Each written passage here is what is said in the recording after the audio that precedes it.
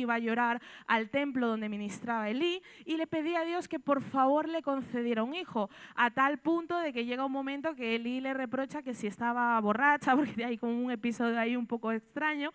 Y el caso es que Dios oyó la petición de Ana y finalmente concibe a Samuel.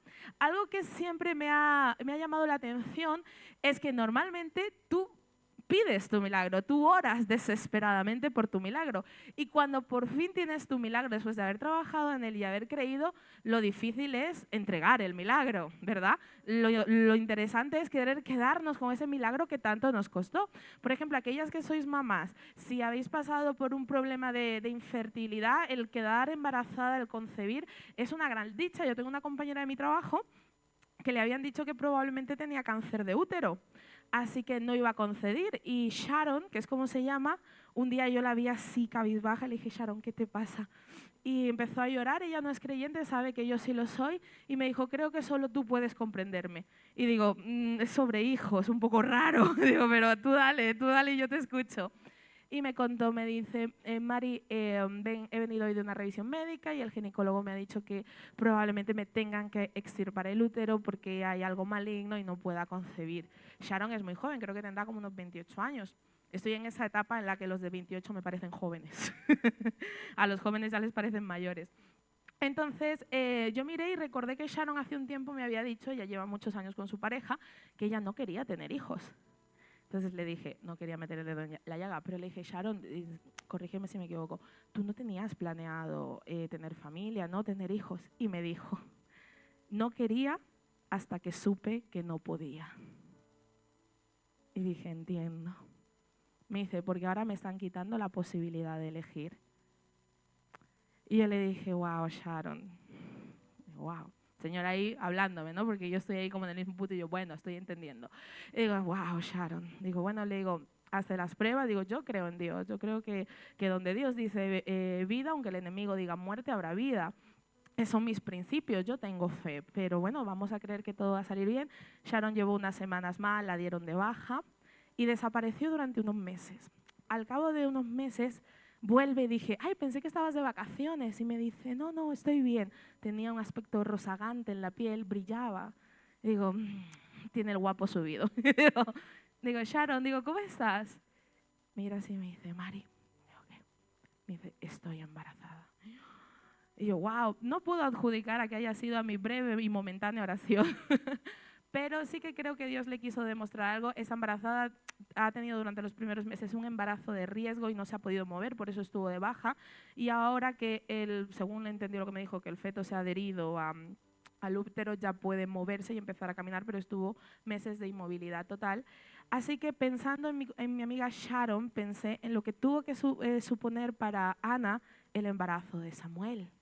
El creer que no podías tener algo y que de repente Dios te lo concibiera. O sea, debe de ser algo extraordinario. Sin embargo, toda mi vida creí que Ana se quedó con su milagro. Pero resulta que no. Ella había prometido que de tener un hijo lo iba a entregar al servicio del templo.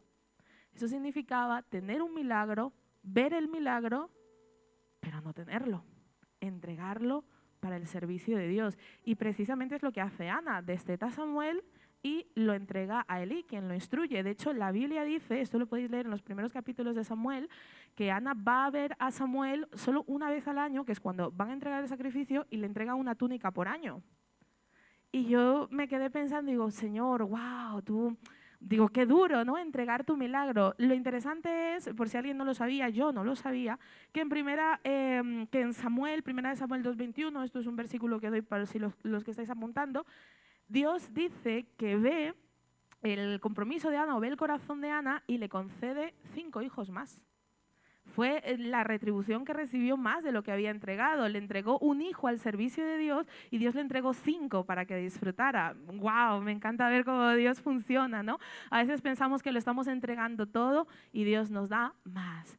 Así que entrega a tu hijo al servicio del Señor, entrégalo, que se siembre, que vaya, que predique, que vaya a los campamentos, que vaya a todas esas cosas, entrégalo al servicio y Dios se encargará del resto. ¿Vale? Entonces, así más o menos es la vida de Samuel. Samuel llega a un momento donde ministra en el templo y sabemos ese momento histórico en el que él escucha la voz del Señor, no la reconoce y Elí dice, espera que creemos que es Dios, y empiezan a instruirlo. La cuestión es que la infancia de Samuel tiene lugar en un contexto de deterioro espiritual para la nación. De hecho, la Biblia textualmente llega a decir escaseaba la palabra de Dios. Samuel no nace en un momento álgido de la historia de los judíos, sino que es un momento turbulento, se están peleando con los filisteos, están pasando muchas cosas. Y quiero que tengamos en cuenta que en este punto Israel mantenía su ideal teocrático. ¿Qué quiere decir eso? Que Dios era su rey y su voluntad se comunicaba a través de los profetas o de los sueños, ¿vale? Entonces, en este momento, teos, Dios, que significa Dios en griego, la teocracia, el gobierno de Dios sobre el pueblo de Israel. No había nadie por encima o por debajo, simplemente que las voces eran representadas por los profetas. Ahora sí quiero que me acompañes a 1 Samuel 4, del 3 al 4. Y así en la introducción ya te he contado un testimonio de una mujer que parecía infértil. Estamos deseando hacerle el baby shower a Sharon. A ver si es niño o niña. 1 Samuel 4, del 3 al 4. Muy bien, y vamos a leer, ¿vale? En este contexto histórico, los israelitas tenían el arca, ¿vale? El arca de la alianza, y la quieren llevar al campo de la batalla contra los filisteos. Y leemos así. Cuando volvió el pueblo al campamento, los ancianos de Israel dijeron, ¿por qué nos ha herido hoy Jehová delante de los filisteos? Traigamos a nosotros de Silo el arca del pacto de Jehová para que viniendo entre nosotros nos salve de la mano de nuestros enemigos. Es decir, en un momento de lucha, de que los filisteos están ganando las batallas, Israel se acuerda y dice, a ver, demos el arca del pacto. Si tenemos el arca del pacto, tenemos a Dios, y si tenemos a Dios, venceremos. Esa es la forma en la que ellos... con lógica pensaron, así que hicieron traer el arca. Lo que ocurre aquí, iglesia, es que el arca del pacto, ¿vale?, no funcionaba como un amuleto de la suerte.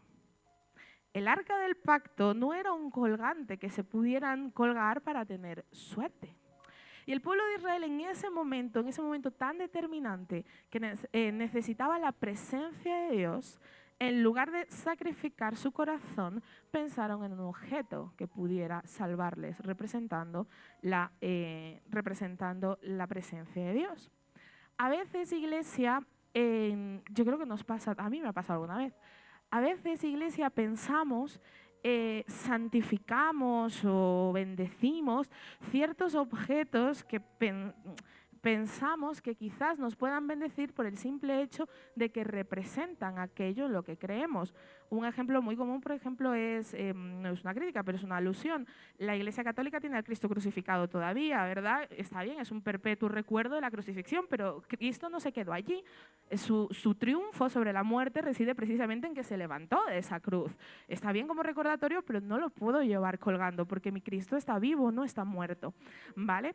Entonces, hay ocasiones, hay situaciones, hay cosas que a veces, iglesia, esoterizamos o la llenamos de este halo de misterio y espiritualidad, y tenemos que tener cuidado. Entonces, quizás el primer apartado de mi prédica de hoy es cuidado con lo que estamos esoterizando, cuidado con lo que le estamos entregando un poder especial. Yo he llegado a conocer líderes de jóvenes que a lo mejor están en sus ayunos, en sus disciplinas, y me dicen, ay no, que tengo aquí la Biblia tal, pero me he dejado en casa la otra. Todo cristiano que se precie tiene 7 Biblias en su casa como mínimo. Y le digo, que siempre tenemos una donde apuntamos más, una que tenemos más garabateada, luego tenemos la de llevar al culto, ¿no? la que no apuntamos pero está. Le digo, ¿te has dejado la de estudio o algo? Me dice, no, es que yo tengo una Biblia por la que Dios me habla más. Digo, ¿cuál de mis 7 Biblias será en la que está la voz de Dios? Y me la estoy perdiendo. Tengo una Biblia que tiene conexión wifi directo. Y yo, claro, yo no digo nada, digo, qué bueno, y esa es, sí, porque ahí tengo la mayoría, hay un sentimentalismo, está bien, no, la mayoría de mis promesas, Dios me habla, y yo siento que cuando estoy así en ayuno, en vigilia, a través de esa Biblia, Dios me habla más. Entonces, yo sé que no, que Dios me habla aquí, en esta Biblia, en una traducida al inglés, en coreano, no voy a limitar a Dios a una de mis 5 Biblias, Dios me va a hablar en todas. ¿vale? Nos puede pasar también, hay algo que a mí me llama mucho la atención y es que yo os contaba en iglesia que en mi trabajo todos eran ateos hasta que poco a poco me los iba encontrando en la cocina y me iban diciendo, yo también soy creyente, pero como tú lo dices, pues que sepas que yo también, lo que pasa es que yo voy a la católica. Digo, perfecto, está bien. Luego una compañera, una de las abogadas, vino un día, yo estaba hablando, os lo conté y viene y me dice, me han dicho que tienes una parroquia. Y yo, ¿una parroquia? Yo tengo una parroquia. Digo, no, no es mía. Pero vamos, que he crecido ahí, pero que no es una parroquia. Luego yo te mando el enlace de Instagram para que lo veas. El caso es que esas personas de mi oficina que me empezaban a decir su fe, ¿no? La mayoría eran cristianos.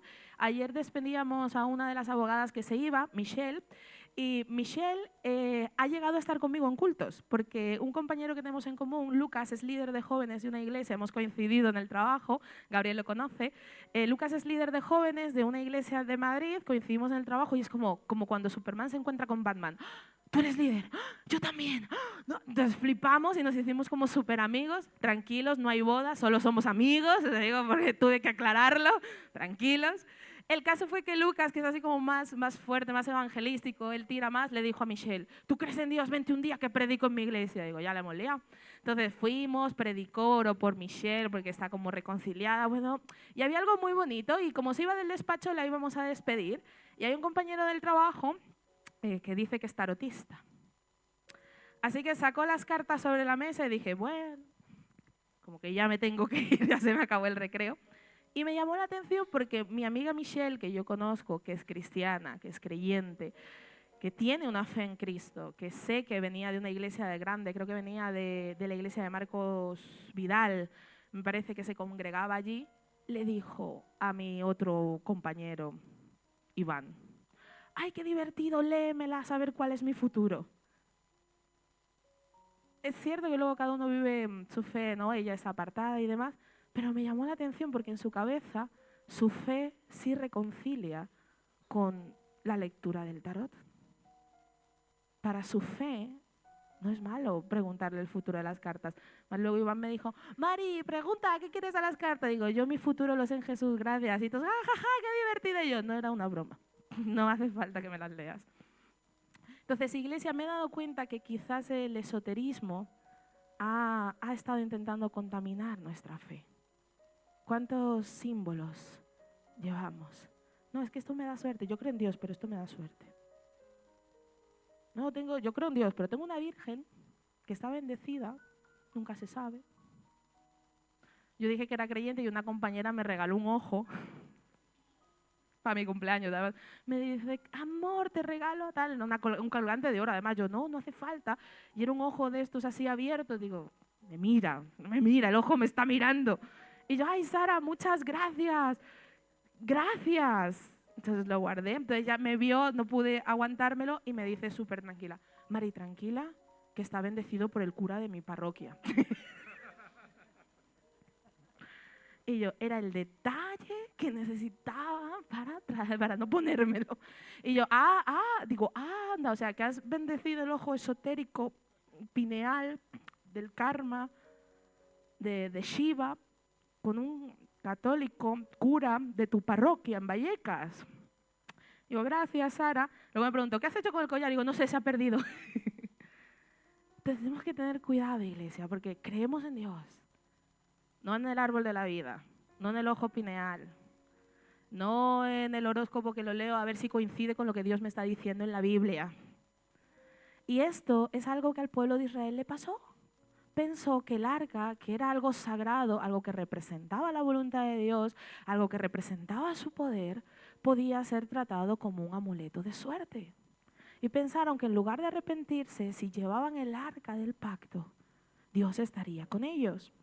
De hecho, el comentarista Ellison dice, su idea para que Dios se vería forzado a pelear con ellos. Ellos creían que la presencia del arca haría que Dios obrara por ellos. Su idea era que Dios se vería forzado a pelear a favor de Israel.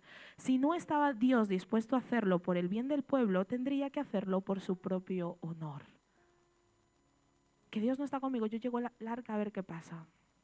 que voy a una liberación, no pasa nada, yo llevo la Biblia a ver qué pasa. Que me han dicho que vaya a visitar a una hermana, no he orado hoy, pero no pasa nada, Dios está. Que me toca predicar en un ayuno, aquí no pasa, pero imagínate, no pasa nada, yo abro ahí la Biblia y a ver qué sale. Ilumíname, tu palabra dice que vendrán palabras a mi boca, palabras que hayas estudiado previamente. Israel acabó perdiendo el arca. Os recuerdo que el arca representaba el trono de Dios Israel. Se mantenía en el lugar santísimo del tabernáculo y nunca era vista por el pueblo, salvo por el sumo sacerdote que entraba y veía el arca una única vez al año.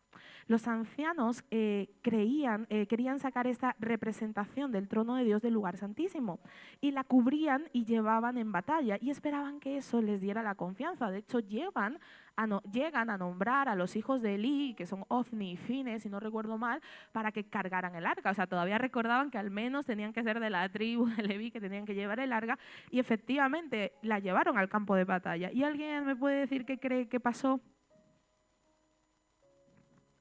No solo perdieron la batalla, sino además perdieron el arca. Acaba en manos de los filisteos. Que luego ya por ahí pasa otra cosa, que se mueren porque la intentan abrir, pero perdieron el arca. La perdieron. En lugar de intentar reconciliarse con Dios, los filisteos, los israelitas, se propusieron idear medios supersticiosos para asegurar la victoria de Dios sobre sus enemigos. Tú y yo lo hemos intentado. Yo cuando era más pequeña y no comprendía la fe que tengo como la que tengo ahora, la superstición formaba parte de mi fe. Y quizás pensaba que si llevaba X cruz, que no una cruz normal, a tal evento iba a venir más la presencia de Dios. O quizá pensaba que si hacía tal cosa iba a provocar más la presencia de Dios, como si la presencia de Dios estuviera condicionada a algo que yo pudiera hacer. Y lo cierto es que no. El propio Saúl fue embestido con un espíritu de profecía mientras intentaba detener a David e intentaba matarlo. Y el espíritu de profecía cayó sobre él.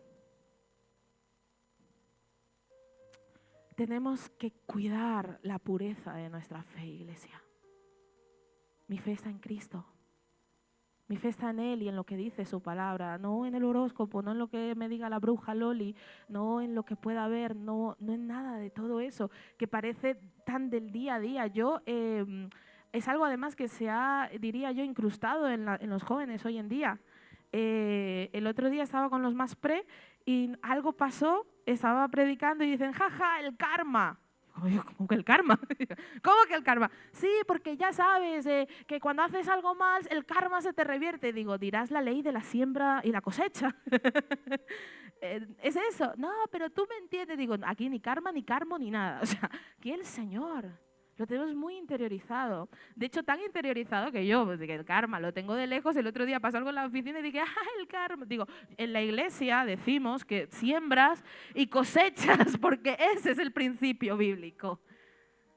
Cuidado, la ley de la siembra y la cosecha. Cuidado, iglesia, nuestra fe no tiene que estar adulterada. ¿Tú quieres saber lo que el Señor dice? Lee la Biblia. No la entiendo, cómprate una Biblia de estudio. Las venden muy buenas aquí. Yo tengo un diccionario bíblico de aquí, buenísimo. No me la puedo comprar. Yo te doy un enlace de un sitio súper verificado, que la doctrina está muy bien y me sirve mucho. Estudia. No la entiendo. Apúntate al seminario.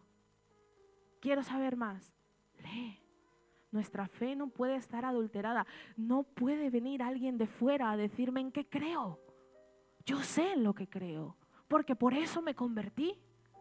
Yo sé a quién oro, porque por eso tengo una relación con Dios. No puede venir alguien de fuera a condicionarme mi relación con Dios. No puede venir alguien de fuera a decirme, ora por mí para que todo me vaya bien. No, es que mi Dios no es un genio de la lámpara.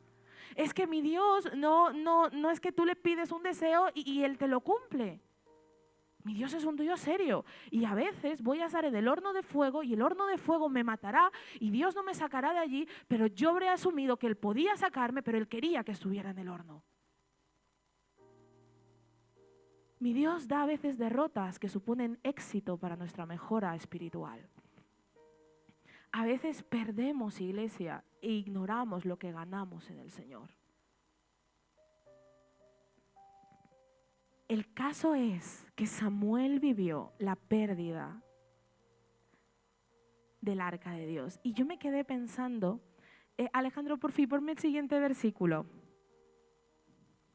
En 1 Samuel 4, del 10 al 11 dice: pelearon pues los filisteos e Israel fue vencido. Y huyeron cada cual a sus tiendas y fue herida y fue hecha muy grande mortandad. Pues cayeron de Israel 30,000 hombres de a pie y el arca de Dios fue tomada y muertos los hijos de Elí, Ofni y Fines. La captura del arca significaba que Dios había abandonado a Israel en Silo. Y algo en lo que yo nunca había caído también significaba que Samuel no tenía dónde ministrar. Recordad que hasta este momento el arca no estaba en un lugar fijo, no era como en tiempos de David, que se propuso construir el templo, y luego en el tiempo de Salomón, que el templo se construyó y el arca reposó allí. El arca viajaba con el pueblo, era un pueblo nómada, no estaban asentados. Entonces el arca no tenía un lugar fijo. Y si Samuel, que había sido educado en el sacerdocio, que giraba en torno a todo el tema del arca y el tabernáculo, etcétera, se quedaba sin él, Samuel no tenía dónde ministrar. Y yo jamás había caído en este detalle. Y dice la Biblia que Samuel regresa a su hogar, a Ramá, pero allí levanta un altar y fue juez de Israel desde allí, realizando circuitos anuales por las aldeas circundantes alrededor de los 13 kilómetros. Es decir, Samuel se quedó sin arca, pero eso no le quitó el estatuto como juez de Israel. Y yo detuve la lectura en ese momento y me quedé pensando, porque es algo en lo que nunca había caído, iglesia. Si tú a un zapatero le quitas su zapatería, ¿deja de ser zapatero? Si tú a un médico le quitas su hospital, ¿deja de ser médico? No, porque sus conocimientos y quién es no se van con el hospital. De hecho, ahí están los de la Sociedad de la Nieve. ¿Alguien se ha visto lo de la Sociedad de la Nieve? Vale, está bien. Yo todavía ninguna, porque es de esas cosas que no puedo ver, pero sé el momento histórico en el que está hecho y todo lo demás. Y se ve que a pobres chavales de primero de medicina les pidieron hacer cosas de quinto de medicina, como cortar cosas y tendones, ¿no? Entonces no eran médicos, pero tenían los conocimientos. Entonces yo te pregunto, si a un zapatero le quito la zapatería y no deja de ser zapatero, y a un médico le quito el hospital y no deja de ser hospital, ¿es médico? Si a un cristiano le quito el pastor, ¿deja de ser cristiano? ¿Y por qué a veces parece que sí? Porque a veces parece que, sobre todo a mí me pasa con los jóvenes, que si no está el líder cerca, el joven se desata. O sea, no está mi padre, no está mi madre, no está el líder, fiesta. Porque a veces parece que si no tenemos seguimiento, porque a veces parece que si a veces no nos podemos congregar, nuestra condición de cristianos tambalea. En la pandemia nuestra fe fue puesta de manifiesto. Hasta que Dani no organizó todo lo de las prédicas virtuales, yo estaba sola, literal sola en mi casa con Dios. Porque además nos aislaron porque mi hermana tenía riesgo de COVID, o sea que no veía ni a mi familia. O sea, literalmente sola con Dios. Mi fe quedó puesta de manifiesto. Mi vida se paralizó. Ya de repente no tenía que correr a ninguna reunión. Ya de repente no tenía que asistir a las reuniones de la iglesia. Ya de repente no tenía por qué compartir la palabra. Estaba en mi casa. Todo quedó paralizado. ¿Y mi fe en pausa?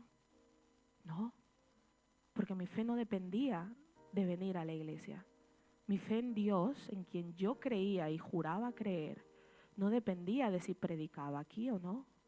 No dependía de si seguía liderando a los jóvenes o no. Dependía de mi relación con Dios.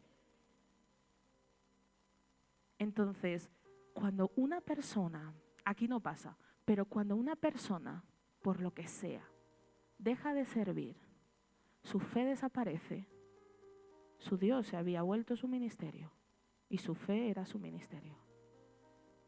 Porque adoradores somos ahí y sobre todo ahí. Hace muchos años, ya no sé cuántos, Hace muchos años que no formo parte del equipo de alabanza. Tres me dicen por aquí, pueden ser 3.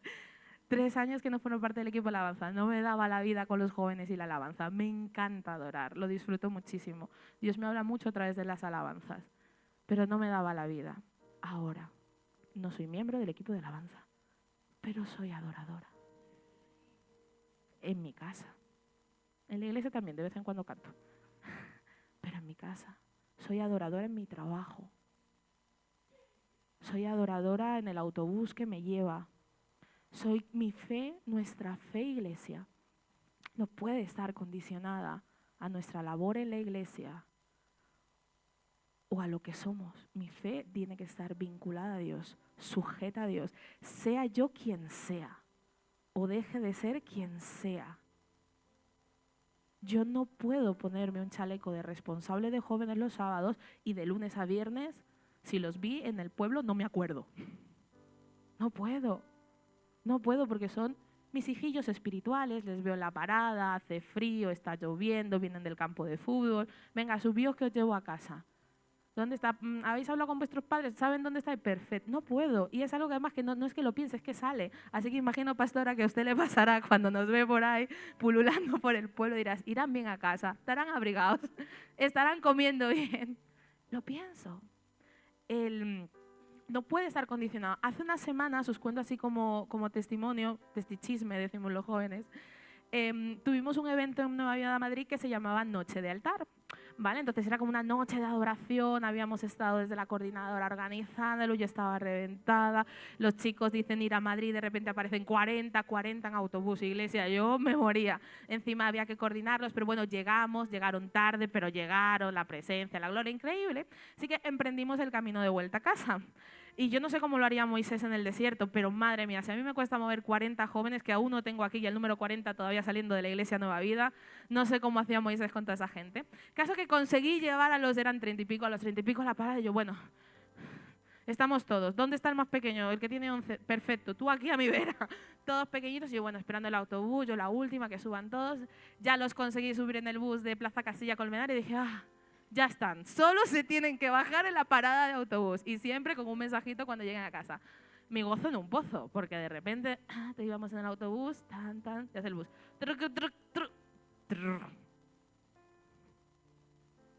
Digo, señor conductor, ¿qué ha pasado? En plena carretera del Goloso, además, súper oscuro. Sale el conductor, se pone el chaleco y dice, bueno, el autobús se ha estropeado.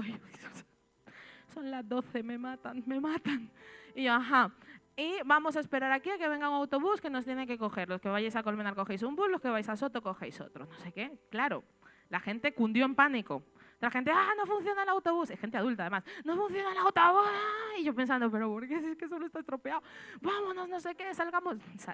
A las 11:30 de la noche querían salir a la carretera a parar un autobús. La gente adulta, ¿eh? Yo estaba así. Yo estaba en mi sitio, viendo cómo los adultos salían. ¡Corre, enciende las linternas para que nos vean! Digo, esto no es la Sociedad de la Nieve. Aquí nos van a encontrar, o sea, relax, nos van a ver. Entonces la gente salió, que yo estaba pensando, si algún día, Dios no lo quiera, viene Cristo, yo quiero ver qué hace esa gente cuando venga Cristo. Porque si por el autobús están haciendo, yo me quedé, miré al equipo de líderes que se quedaron conmigo y me dijeron, Mari, ¿qué hacemos? Y yo, sentados. Cuando de repente oigo de fondo que me dicen, han salido los jóvenes de la parte de atrás del autobús a la carretera. Y yo, ¿qué? Digo, ¿cómo? Y yo, ¿qué ha pasado? No, en verdad estaban ahí al lado de la puerta junto con el resto de los adultos, salgo yo. Claro, imagínate, yo me moría de vergüenza.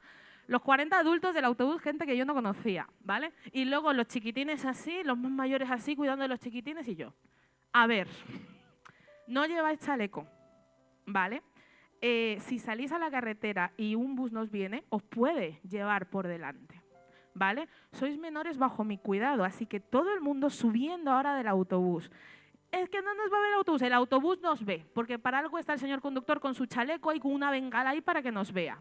Que el autobús se pasa, no pasa nada. Yo conozco a unos pastores que son capaces de organizar 7 vehículos si hacen falta para que nos saquen de aquí. Así que todo el mundo al autobús. Mira, yo le hablaba a mis jóvenes subieron y de repente los 30 adultos también.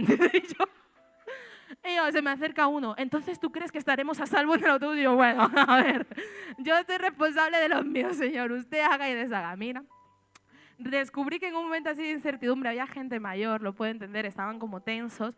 Yo hablé con autoridad para los míos, que era a los que me preocupaban, pero el resto, la gente debió pensar, es verdad, subieron todos al autobús, llegó el otro autobús, de hecho yo me quedé fuera esperando para que no volvieran a bajar, ahí hice un franqueo con los líderes de jóvenes, y bueno, ya llegó el otro autobús, hice el anuncio y dije, los que van conmigo, Nueva Vida Colmenar, está el bus fuera, de uno en uno.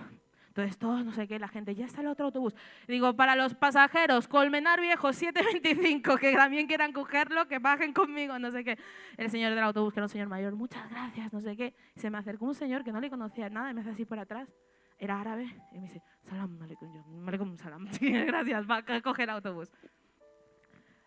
En medio, no estaba en una iglesia, estaba en mitad de la carretera, oscura, pasando hambre y frío. No tenía la Biblia física a mano, tenía la virtual y sobre todo la tenía en mi corazón. Y yo, Jehová es mi pastor, nada me faltará. El pastor Tony es mi pastor, todo lo organizará, cualquier cosa me ayudará. Yo estaba allí y en ese momento no era líder de jóvenes, en ese momento no era, nadie me había presentado, no, pero yo sabía quién era. Y yo no me olvidé de quién era y de lo que debía de hacer porque estaba fuera del contexto que se esperaba que debiera ejercer. Y Samuel hizo lo mismo. Sin el arca, Samuel no dejó de ser servidor de Jesús. Se montó un altar en su casa, iglesia, en su casa. Y a partir de allí empezó a ministrar al pueblo, amaba al pueblo. Y empezó a recorrer kilómetros para darles la palabra, para bendecirles. Yo creo que incluso para darle alguna verdura a alguno que estuviera por ahí perdido. Quien eres en el Señor no está condicionado a este lugar. Yo no puedo decirle dentro de esta casa, bendiciones, pastor Gabriel o hermano Gabriel. Y si lo veo en él al campo con sus 3 churumbeles y que uno se le escapa, no puedo decir, si lo he visto, no me acuerdo. Me suena haberlo visto en una administración así como de fondo, ese es el que pasa a predicar. No, porque si lo bendije aquí dentro y yo sé quién es, le voy a bendecir allá afuera. No, porque como no estamos en la iglesia no le saludo. Le conozco aquí dentro y le conozco, además es mi familia, te tendré que saludar si te veo. Iglesia, el mensaje para mí en esta tarde es la esencia de la identidad de quién eres no está condicionado a la pérdida material de objetos que representen nuestra fe. Cuando Samuel se quedó sin el arca, seguía siendo el mismo Samuel que fue entregado por su madre a Elí. Seguía siendo el nazareo consagrado. Seguía siendo el mismo joven a quien Elí había instruido. Y que el arca desapareciera no significaba que su pacto con Dios iba a desaparecer. Samuel cumplió con su misión hasta el final, con o sin arca del pacto. De hecho, en 1 Samuel 12:23, y con este versículo termino, porque esto es solo una pequeña parte, os decía al inicio de la prédica, de la vida de Samuel. Samuel pasa además por luego nombrar a David, a Saúl como reyes y demás. Pero me parecía interesante que quien era Samuel no se viera condicionado por la pérdida del arca. Y en 1 Samuel 12:23 podemos leer un pequeño fragmento del discurso que Samuel da al pueblo cuando le piden que nombre rey. Y dice, así que lejos sea de mí que peque yo contra Jehová, cesando de rogar por vosotros, antes os instruiré en el camino bueno y recto. Sin arca, viviendo en su casa y con un altar casero. Cuando el pueblo le pidió que nombraran rey y él no estaba muy de acuerdo con perder la teocracia de Dios, el orden teocrático, en su discurso Samuel les dice, habré pecado si dejo de rogar por vosotros. Otra de las versiones dice, Dios jamás me perdonará si dejo de interceder por vosotros. A Samuel le importaba el pueblo. Quería orar por su pueblo, el pueblo que había visto la pérdida y la ganancia en la batalla. Seguía siendo el juez de Israel. Samuel se convierte así en el último juez de Israel y el primer profeta tras Moisés. El primero y el último. Y su misión no se condicionó con sus circunstancias. yo sé que el día de mañana yo no me voy a jubilar como líder de jóvenes. Dios no lo quiera. Nadie querrá escucharme con 90 años. Pero eso no anulará mi condición de seguidora de Jesús. Habré dejado de hacer una función, pero seguiré siendo seguidora de Jesús. El día de mañana, iglesia, ya no predicaremos más aquí. Ya no estaréis más, quizás no tendráis la posibilidad de venir físicamente a la iglesia porque seamos muy mayores, pero eso no anulará que seáis seguidores de Jesús. Que estar lejos de este lugar no signifique carta libre para pecar. Porque entonces es este lugar lo que contiene mi fe. Son los pastores y su seguimiento lo que hacen que mi fe siga adelante, que también es una ayuda, pero no es lo fundamental. Así que quiero que te pongas en pie.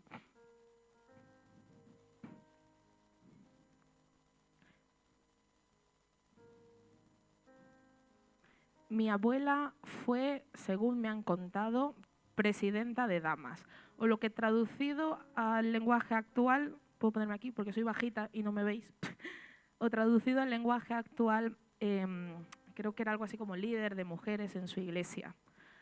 Cuando la iglesia empezó, como cuando cualquier iglesia empieza, no había nada, así que normalmente el pastor canta, baila y predica todo al mismo tiempo.